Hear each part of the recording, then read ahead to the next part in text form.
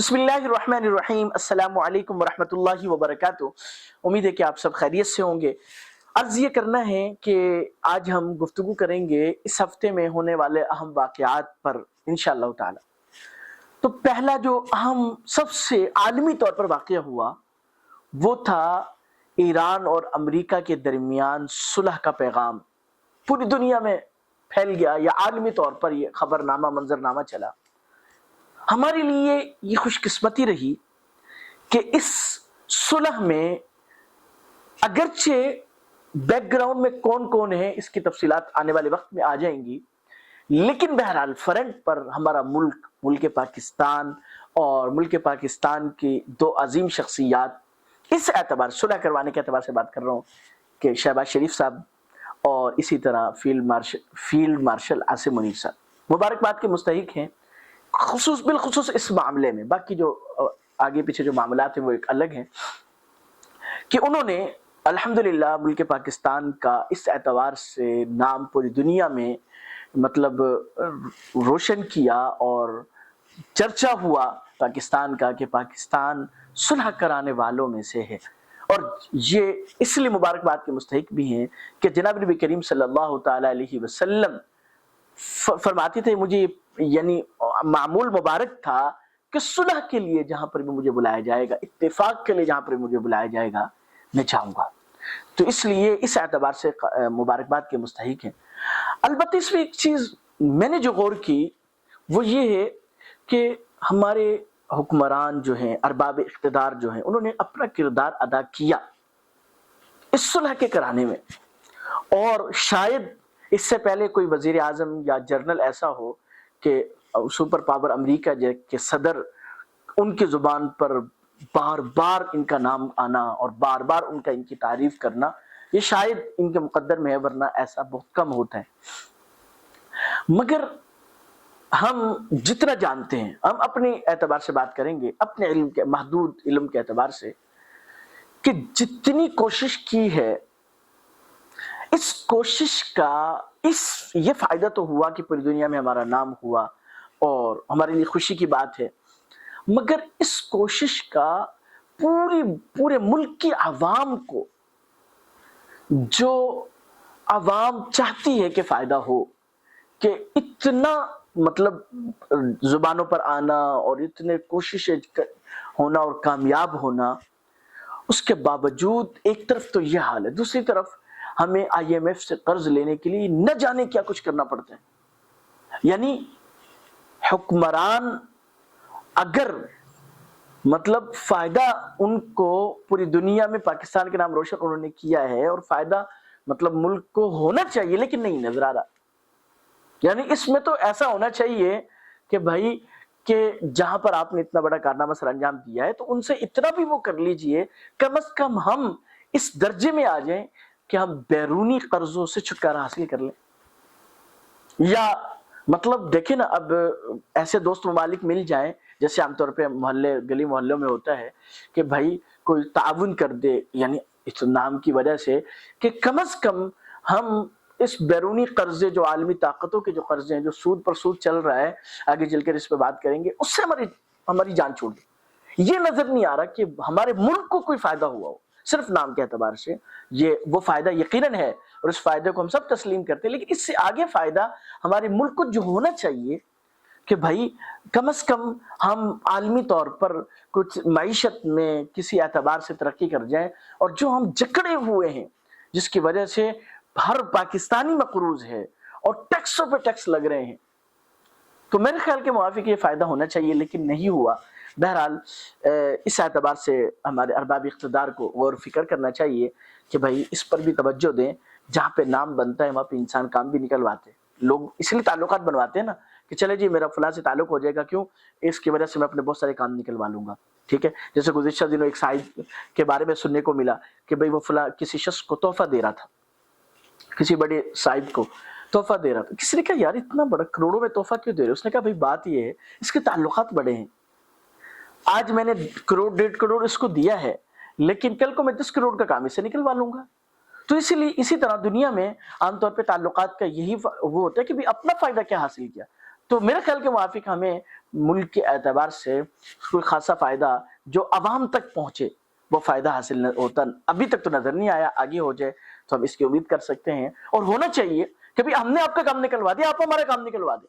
اور پاکستان کا بہت بڑا مسئلہ IMF کے شکنجے میں پاکستان کا جکڑا جانا ہے, جس کی وجہ سے روز نئے ٹیکسوں پہ ٹیکس چل رہے ہیں, اور اپنی مرضی کے ہم مطلب حکمران متعین نہیں کر سک رہے, اپنی مرضی کے معاملات نہیں کر سک رہے, اپنے ملک کو اپنی منشا کے مطابق نہیں چلا سک رہے. بہرحال اس پر غور و فکر ہونا چاہیے, اور اس پر عوام کو مشترکہ طور پر حکمرانوں کو یاد دہانی کروانی چاہیے, احتجاج کرنا چاہیے, جو بھی ہو سکتا ہے بہرحال کرنا چاہیے. دوسرا ہمارا ملکی بجٹ ہے جو اس ہفتے میں ہوا. باقی ساری چیزیں, بجٹ کیا ہوتا ہے, بجٹ کے فوائد کیا ہیں, نقصانات کیا ہیں, اس پر غور و فکر کرنا میرے خیال ہے ہمارا جو ہے مقصود نہیں ہے.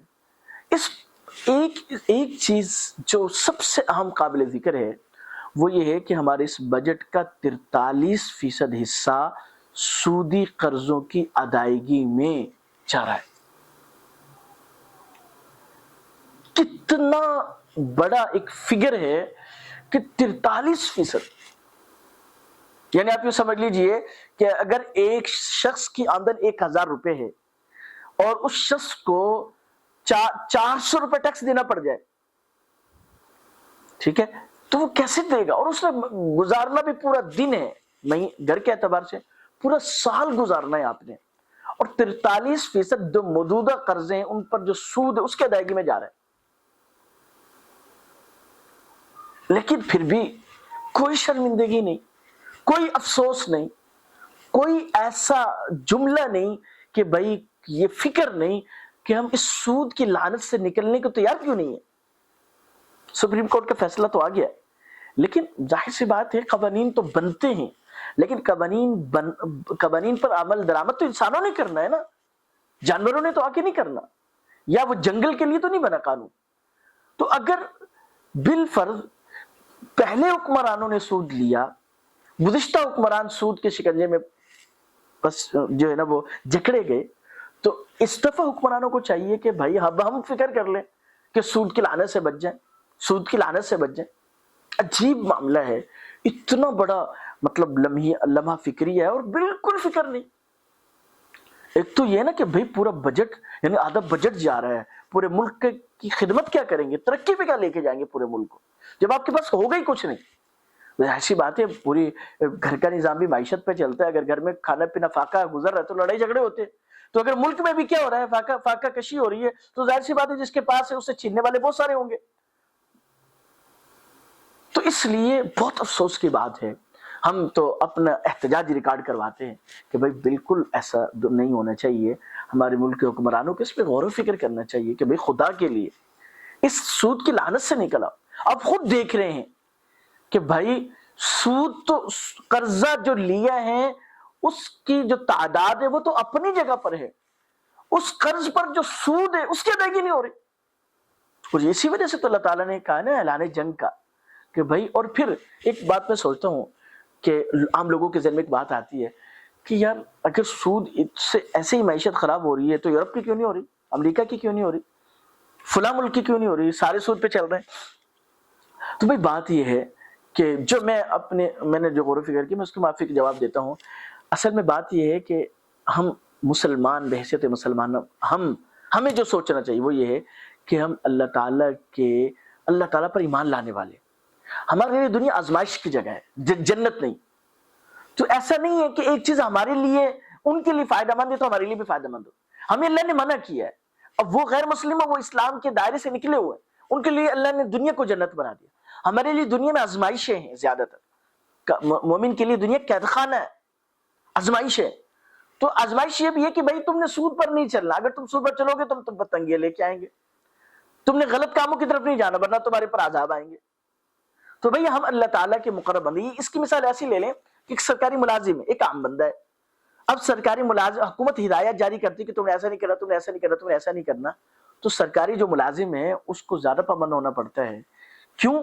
اس لیے کہ وہ براہ راست اس کا مکلف ہے. اور عام آدمی مثال کے طور پر اگر ایک بریگیڈیئر یا کسی بڑے درجے کا افسر جنرل کو, حاضر سروس جنرل کو گالیاں دے دے تو اس کو چھوڑا جائے گا؟ عام آدمی اگر برا بلا بھی کہتا ہے اور بعض اوقات اگر پتہ نہیں چلتا گالیاں بھی دیتے، کوئی نہیں پکڑنے والا ہوتا. کیوں؟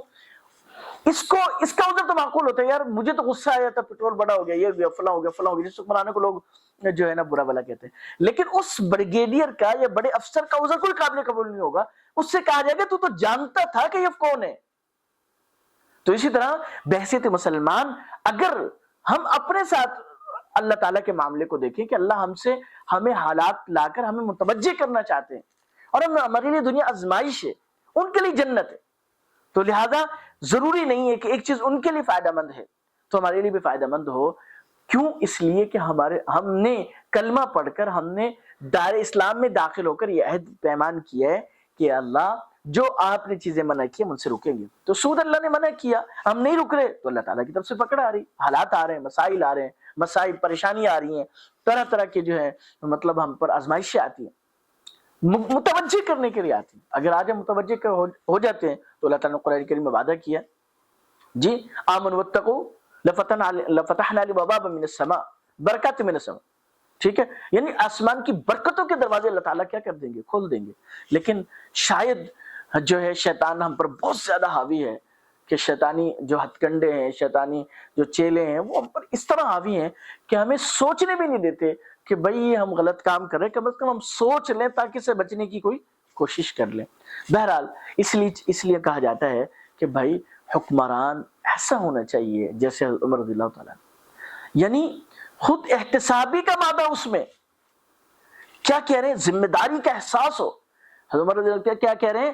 اگر دریا فرات کے قریب کوئی کتا بھی بھوکا مر جاتا ہے تو میں عمر یہ سمجھتا ہوں کہ میں اس کا کیا ہوں؟